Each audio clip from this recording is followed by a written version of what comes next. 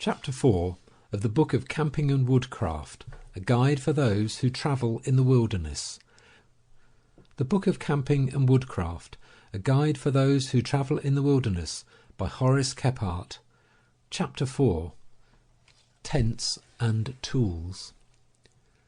Tents were invented long before the dawn of history, and they are still used as portable dwellings by men of all races and in all climes, and still the perfect tent has not been invented. Every year sees countless campers busy with new contrivances in canvas or other material, and still the prehistoric patterns hold their own. There is a fascination about tent life that may be partly due to its uncertainties. The utmost pinnacle of comfort is reached when one lies at night under taut canvas, with a storm roaring toward him through the forest, and chortles over the blissful certainty that no wind can blow his tent down. And it takes just 1 second of parting guys and ripping cloth to tumble him off his perch and cast him headlong into the very depths of woe. A tent should be easy to set up. It should shed heavy rains and should stand securely in a gale. It should keep out insects and cold draughts, but let in the rays of the campfire and plenty of pure air.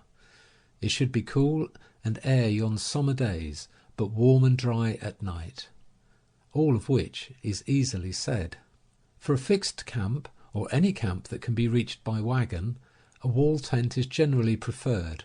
It is easy to set up and has plenty of headroom. With the addition of a fly, a ground cloth, and a tent stove, it can be made cosy in any kind of weather. But a wall tent with its necessary poles is too heavy and bulky for anything but a wagon trip. Men who travel in untracked forests, deserts, or mountains usually require a more portable shelter. A 10-foot by 12-foot wall tent is large enough for a party of 4. It should be used only for sleeping quarters, and as a shelter for personal kits and other perishables. A separate fly should be taken along to be used as a roof for the dining space, and to cover the box or other contrivance that is used for an outdoor cupboard. If there are more than 4 in the party, take another tent.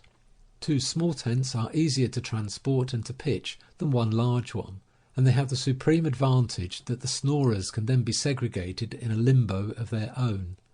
Guides usually furnish their own shelters, but this should be understood beforehand. It is well to have the tents made to open at both ends, so that they can have a complete circulation of air on hot days. In this case, 2 tents may be joined together whenever desirable. As for tent materials, the choice depends upon whether it is the intention to go light or not. For fixed camps, 10-ounce double-filling army duck is the thing. The cheap single-filling duck is neither strong nor rainproof. Second-hand army tents that are in good serviceable condition, having been condemned only for stains or other trifling defects, may be bought very cheaply from dealers who get them at government auctions. These army tents are always well designed and well made. Where expense is not considered and extra weight is not objectionable, no material equals pantasote. It is perfectly waterproof, embers from the campfire will not burn holes in it, it is not sticky in hot weather nor brittle in cold, and its wearing qualities are excellent. For a light tent, sail drilling, and for a very light one, unbleached sheeting or silk should be used, the material in either case being waterproofed by one or other of the processes mentioned hereafter. Tents of waterproof balloon silk of excellent quality and strongly made can now be bought ready-made in all shapes and sizes. A tent of this kind, big enough for 1 man to bivouac in, is made that weighs only 2.5 pounds. A 7.5 by 7.5 miner's tent weighs but 6 pounds, and an A tent of the same size only 7.5 pounds. The strength of a tent depends more upon the reinforcement of the grommets and seams than upon the kind of cloth used. The lines of greatest strain should be reinforced in light tents by linen tape. Thin, closely woven cotton goods, such as sheeting or muslin, will shed ordinary rains if pitched at a higher angle than 45 degrees, but if set up at a lower angle than this, the water will penetrate.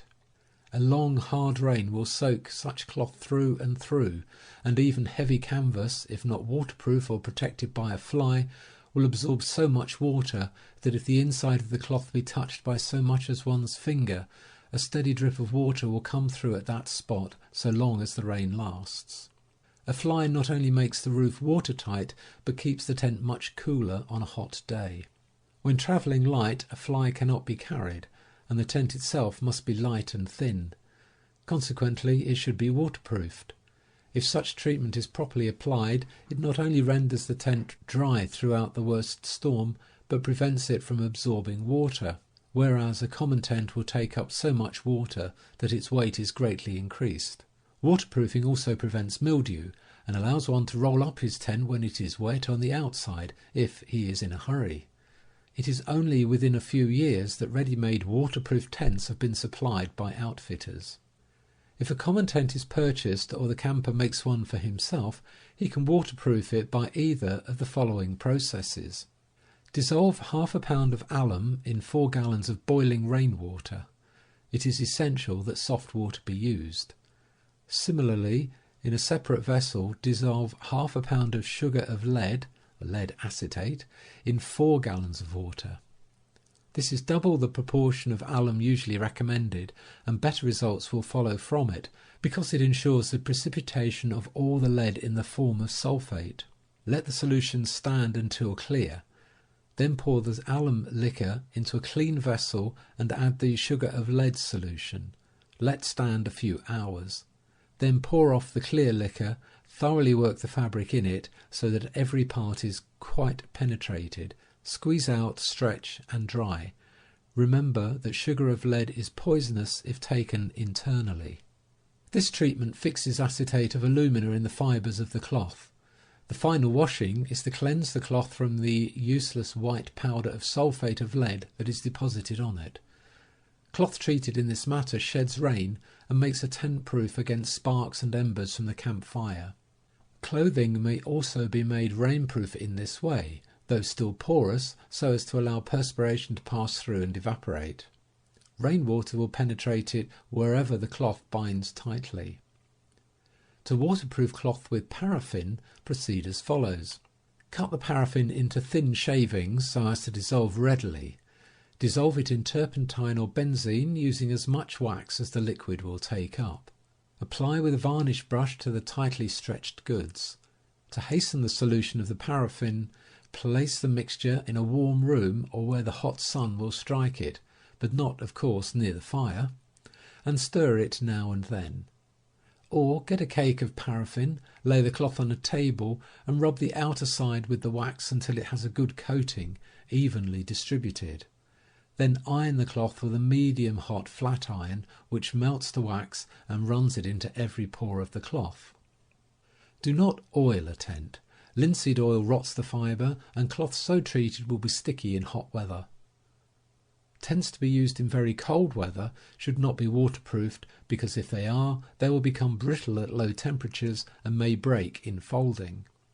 Moreover, it should be borne in mind that a traveller's greatest discomfort in cold weather is from moisture generated from within and condensing on the inner surface of clothing or tent cloth that is not sufficiently porous to let it escape. Dr. Frederick A. Cook, the Antarctic explorer, says, "A scientifically ideal tent wall would be a double sheeting of some gauzy material, the two thicknesses being separated from each other about 1 inch.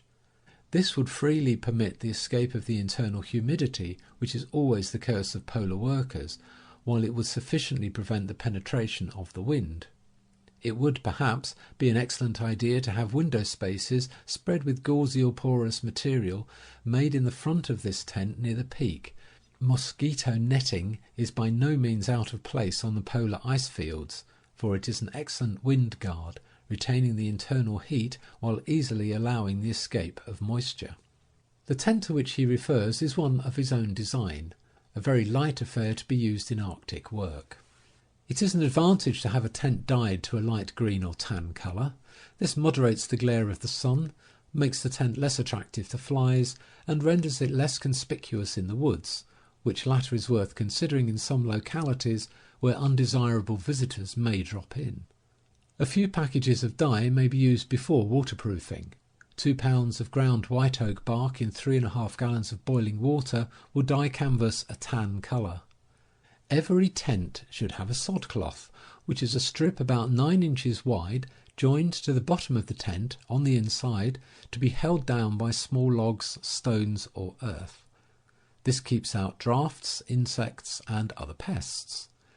If the lower edges of the tent are left loose, cold air will be sucked in along the floor and will chill the sleepers.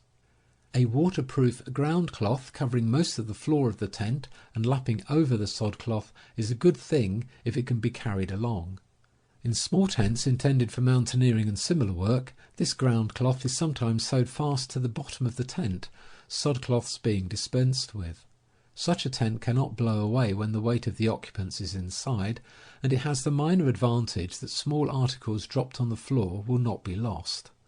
But a fixed floor cloth is objectionable in cold weather, especially if water be boiled within the tent, because the steam condenses and runs down the inside of the tent, and it should be allowed to run off into the snow along the edges. In fly time, a netting to keep out insects is a prime necessity. The mesh of ordinary mosquito netting is too open, and the material is too easily torn, and bobbinet is likewise too weak. The best insect discourager is cheesecloth. In summer, it is a good plan to have a duplicate tent of cheesecloth hung inside from the ridge or peak. Then the canvas may be left wide open on sultry nights. If a stove is to be used in the tent, the pipe hole should be guarded by an asbestos ring or collar which rolls up with the tent. A tin guard is a squeaky thing when the wind blows. Metal tent slides are better than wooden ones, being lighter and not given to swelling, shrinking and splitting.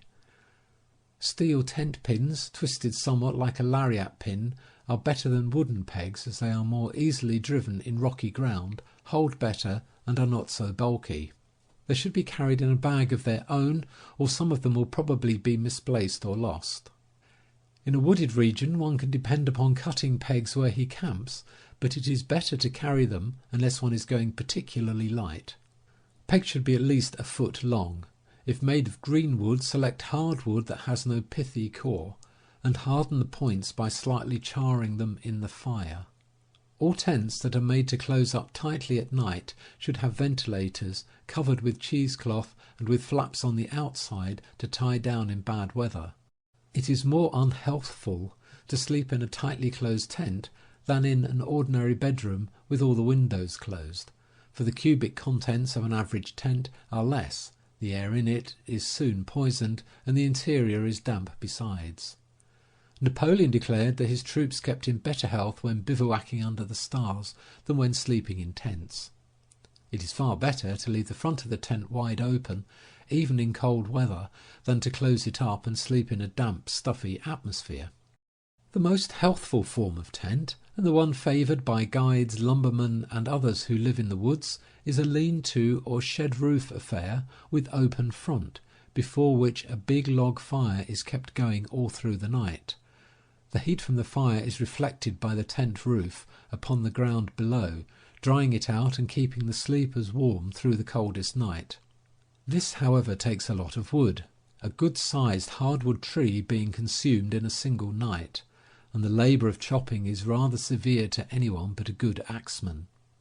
But the work is well repaid by the exquisite comfort of lying before the blazing backlogs on a cold night, warm as toast, and breathing deeply the fresh air of the forest. Such a tent is never damp and cheerless, as all closed tents are apt to be. Tent makers always make these shed roof or baker tents with a door flap sewed to the top to be stretched out forward like an awning when the tent is open.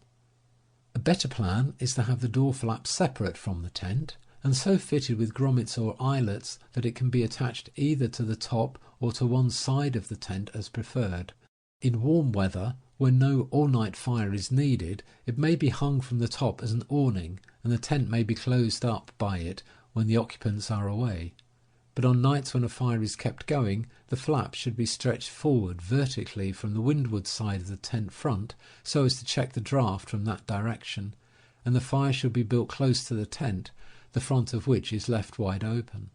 For a camp that is not shifted every day or two, the shed-roof tent is the most comfortable kind of shelter for a timbered region in all kinds of weather.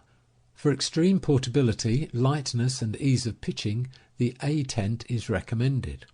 Nothing is better in the long run for a trip in summer where portages must be made and camp shifted at frequent intervals. In this case, no poles are used. A strong tape is sewed along the ridge of the tent, ending in a loop at each end, from which a light rope is extended and stretched between two trees, the rope being made taut by two forked poles bracing it up at each end of the tent and outside of it. Such an arrangement is secure against heavy gales. For a small tent, the ridge rope should be about 25 feet long. It should be of braided cotton, treated to a bath of hot linseed oil and stretched until dry. Then it will neither shrink, stretch, nor kink. A metal slide or tightener near each end of the rope will keep it taut without crotched poles. The Hudson Bay form of A or wedge tent economizes cloth and weight by making the ends round and the ridge short. A waterproof silk tent of this pattern, 6 foot by 9 foot by 7 foot, weighs only 6 pounds. A so-called canoe tent is made that combines some of the advantages of the shed-roof tent with an arrangement whereby it can be set up with only one pole. The protean tent is of similar pattern. The pyramidal miner's tent and the conical sibley require only one pole, and this may be jointed so as to pack easily on an animal or in a canoe. Both of these patterns have so steep a pitch that they shed rain very well, and on this account may be made of thin material. They also stand well in heavy winds when properly pitched, the sibley especially. The miner's tent, which covers a square ground space, affords more room for beds than a conical tent of equal cubic capacity. Both of these forms are suitable for travel in a treeless region where a tent pole must be carried. The claim that a sibley tent can be heated by an open fire inside is not well borne out, because the opening at the top is too small to let out the smoke when green wood is burned, as most often be the case. If the tent is to be heated, a regular sibley tent stove should be carried along. There is only one kind of tent that can be heated by an open fire inside without smoking the occupants out, and that is the Indian lodge or teepee, pronounced TP, and even it is likely at times to resemble the inside of a chimney flue unless its owners know just how to manage it. However, taking it all around, the teepee is the most comfortable portable home for all regions and for all kinds of weather that human ingenuity has devised. It is more secure in a gale than any other form of tent that does not depend upon neighbouring trees to hold it up. It sheds rain well because its pitch is steep. It can be thrown wide open in a moment, or it can be closed tightly all around and still kept well ventilated by the hole at the top. A fire can be kept going within the tent, directly under the smoke hole, and right in the middle of the enclosed space where it will do the most good. Meals can be cooked over this open fire, and the steam and smells will be wafted out through the smoke hole. By manipulating the smoke flaps or wind guards, the chimney may be made to draw in almost any kind of weather. With the tent closed and a trifling smudge of dried fungus going in the centre, mosquitoes can be kept at a respectful distance. There is no centre pole to stumble against, nor guy to trip over. The tent is easily set up and can quickly be taken down and rolled up into a small parcel. To set up a teepee properly, 10 or a dozen straight slender poles are needed, and these are often hard to find, even in a dense forest. But one can make shift with 3 poles set up as a tripod, or even with one, the latter being braced against a tree and its lower end jabbed into the ground. Teepees are not to be had of tent makers except to order. An excellent form of tent for all-round service, being warm, well ventilated, rainproof, easy to set up, secure in a gale, and affording plenty of headroom for its size, is the one here illustrated. It is the favourite tent of that veteran canoeist, Mr. Perry D. Fraser, whose book on Canoeing, Cruising and Camping is the most practical manual of its kind that has been published. The cuts and details here given are supplied by Mr. Fraser, partly in a personal letter and partly from an article by him in Shooting and Fishing. The material is dark brown 10-ounce duck. The tent is octagon in form, 8.5 feet in diameter and 8.5 feet high. Each width of duck measures 38 inches. The length of each breadth, inclusive of the end left below hem for sodcloth, is 10 feet 2 inches. The door is 5 feet 6 inches, actual length along goods. The awning is 5 feet 8 inches long. It fastens down with large brass hooks and eyes at sides and bottom. The door is about 14 inches wide at top and about 20 inches at bottom. The awning is usually left up and a flap of mosquito bar closes the opening. The awning has 2 thin-jointed poles and cord guys. In the rear of the tent is a window 8 inches square, filled with bobbinet, giving a good circulation of air. Its flap is 13 inches by 14 inches by 18 inches, with grommets in outer corners to hold stick, so that it can be stretched for air and to keep out rain. The sodcloth is 6 inches wide. The floor cloth lies over the sodcloth, making the tent impervious to cold draughts, dampness and insects. The octagonal floor cloth fastens to the sides of the tent with grommets and small wooden buttons, so that it can be left with tent when folded or taken out at will.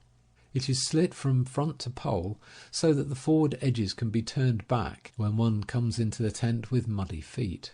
The sill under the door is 5 inches high. Its rationale is this: it keeps the bottom of the tent in what is practically one piece, so that when the latter is stretched taut, every peg finds its proper place without any measuring, and the tent sets true. Besides, in conjunction with the sodcloth and floor cloth, it makes the bottom of the tent proof against cold and insects at the very point where other tents are weak, namely at the door. 12-inch meat skewers are used for pegs, and it will be noticed that the tent only requires 8 of them. This tent folds into a parcel about 24 inches by 12 inches by 3 inches and weighs about 32 pounds with poles and pegs. Mr. Fraser says, "This is my favourite tent for canoeing trips early in the spring and late in the fall, when a snug, water and windproof tent is desirable. It would be too heavy for inland trips where it would have to be carried, but if made of waterproof muslin or 6-ounce duck, it would be ideal for light trips. I had the second one of this type that was made. It was designed by J.E.G. Yolden of New York, but his tent was too small and I had mine made wider." A number of tents of this type are now used by canoeists, and for all-round use they are grand tents. S. Hemingway & Sons, 54 South Street, New York, have the working drawings. I think the price without poles or pegs is $12, but it may be less. I have timed the owner of one of these tents while in the act of setting it. 3 minutes were consumed in driving the 8 steel pegs and hoisting the pole into position. Once set, let the wind blow as hard as it may, the owner need never fret, for it would be hard to trip this style of tent. Its sides being so steep, it will turn water as readily as if it were greased. One may stand upright in it, and there is room for 1 cot or for 2 beds on the ground.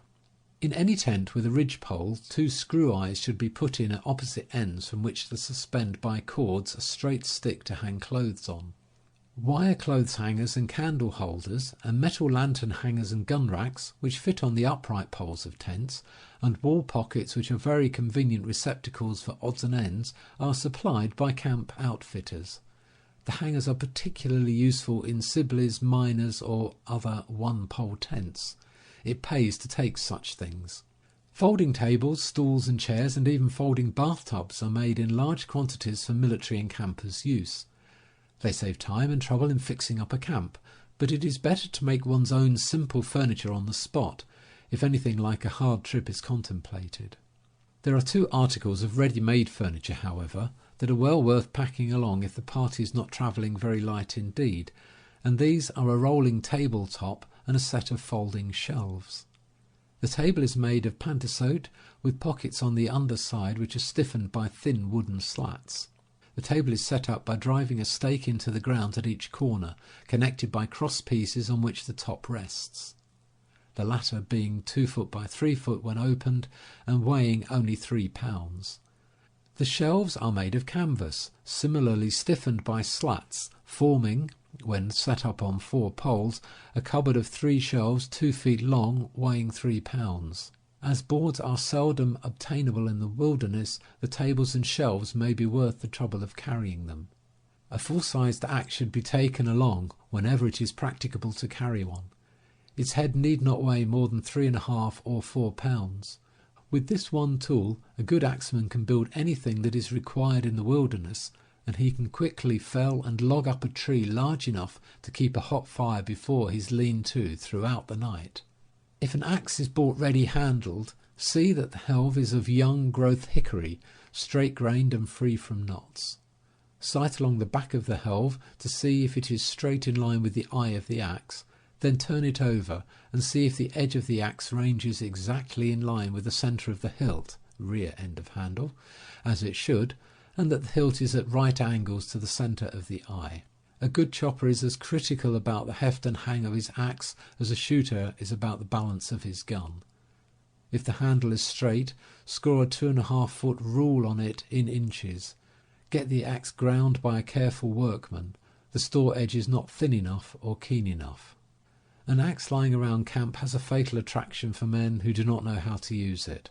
Not that they will do much chopping with it, but somebody will pick it up, make a few bungling whacks at a projecting root or to stick lying flat on the ground, drive the blade through into the earth and pebbles, and leave the edge nicked, so that it will take an hour's hard work to put it in decent order again. And the fellow who does this is the one who should not sharpen an axe to save his life. It never seems to occur to him that an axe is of no use unless its edge is kept keen, or that the best way to ruin it is to strike it into the ground, or that a chopping block will prevent that. You may loan your last dollar to a friend, but never loan him your axe, unless you're certain that he knows how to use it. A file should be taken along, its chief use being to sharpen the axe when you are far from grindstones. When going into fixed camp, it is well to take along a small handsaw, which is very useful in making camp furniture. Make up your mind that it will have to be thrown away when you leave for home, because someone will surely use it in sawing meat bones. It may be well to take a cross-cut saw for the special benefit of those who are rather proud of the fact that they do not know how to chop firewood. A spade may be taken for trenching and for excavating the oven, camp refrigerator, refuse pit, cache, and so forth. A wooden spade, however, or a sapling chopped to a wedge at one end and hardened in hot ashes will generally suffice. A few small tools in a rolled holdall may be handy at times, and an inch auger is often useful around a permanent camp. Nails will be needed in such a camp, and if the ground is reached by wagon, take with you some boards for making a table, benches, etc. When travelling with horses, take a hammer, a few spare horseshoes and their nails, some copper rivets, washers, and a set, awls, saddlers, thread, rawhide thongs, and a good length of rope. Never venture into an arid region without 1 or 2 large canteens for carrying water. An acetylene lantern is a good thing. An ordinary bicycle lamp, from which the clamp has been removed, and a wire bail attached to the top, is especially good for coon hunting, night fishing, and picking up frogs at night. Carbide is much easier to carry than kerosene, which, if so much as a drop escapes anywhere near your provisions, will taint them. If oil is preferred, though, a good way to carry it is in quart cans, such as are made for heavy oils, leather dressings, etc. These have a stopper which unscrews and exposes the opening of a small spout within. A folding pocket lantern for candles is best when one is in light marching order, but let it be of brass. Those made of tin or aluminium are much too frail. Candles, for the amount of light they give, are much bulkier than carbide. A coil of 15 or 20 yards of half-inch rope is a good thing to have around a permanent camp. It will be useful should you find a bee tree and elect to rob the bees, or as an aid in reaching the nests of hawks, etc. If you have a dog with you, take along a few yards of strong wire, this to be strung between 2 trees as a trolley wire to which to chain him. When camping in a cane-brake country, have a huntsman's horn in the outfit. Leave it with the camp keeper, who will blow it every evening about an hour before supper. The sound of a horn carries far, and its message is unmistakable. It is a dulcet note to one who is bewildered in a thick wood or brake. End of chapter 4.